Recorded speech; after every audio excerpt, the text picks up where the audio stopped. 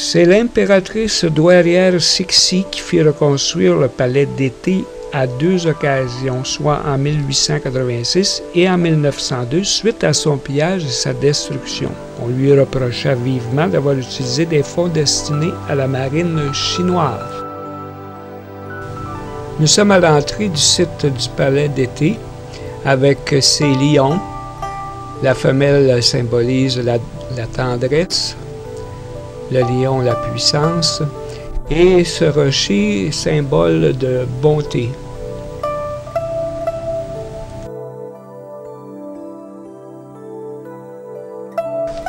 Le Qilin, c'est un animal de bon augure légendaire.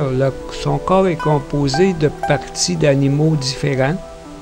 Il a le pouvoir de punir et de repousser le mal.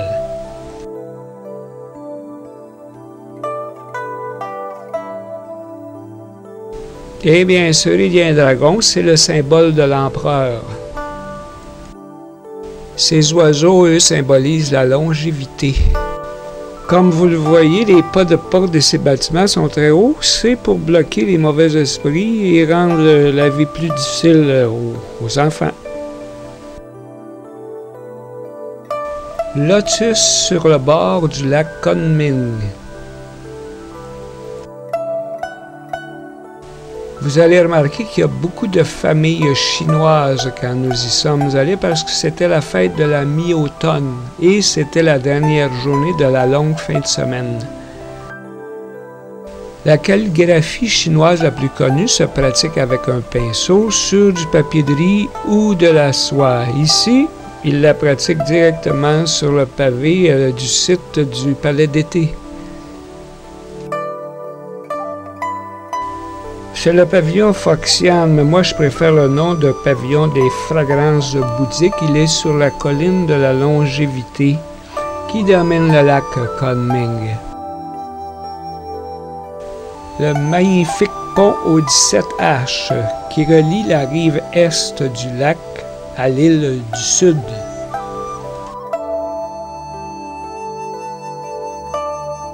Ce palais était la résidence de l'impératrice Cixi et on a un petit aperçu de ce qu'il y avait à l'intérieur.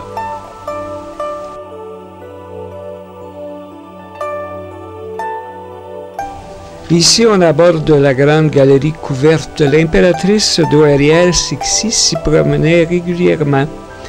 Chaque poutre est ornée d'une peinture différente. Elle s'allonge sur 700 mètres. Elle est entrecoupée de 2 pavillons et de 4 kiosques pour les 4 saisons. On y retrouve au-delà de 10 000 peintures différentes.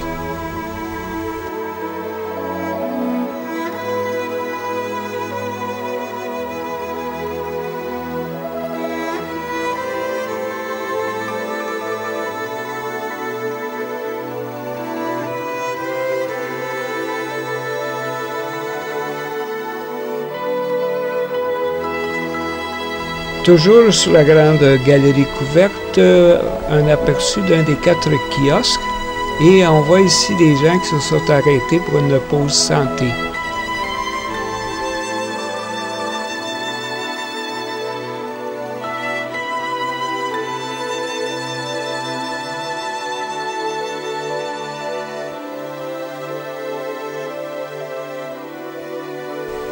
Le bateau de la clarté et du confort. Ce qui à l'origine était un débarcadère a par la suite été transformé en un bateau de marbre blanc pour symboliser la dynastie des Ming. On retrouve des bateaux semblables mais plus petits ailleurs en Chine.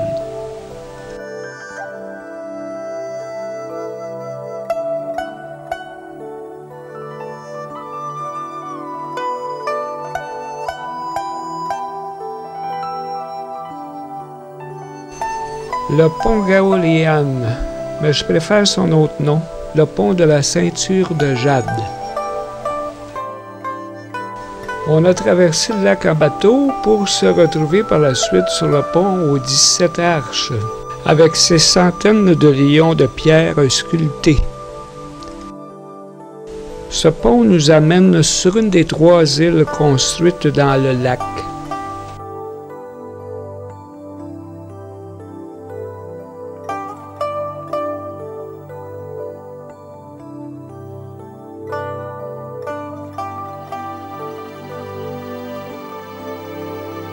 En arrivant sur l'île, on aperçoit une statue de bronze d'un bœuf.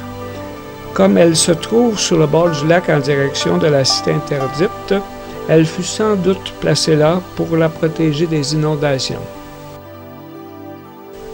Alors, c'est ici que prend fin la visite de l'un des sites pittoresques les plus réputés du monde, pour la beauté de ses jardins et son intérêt historique.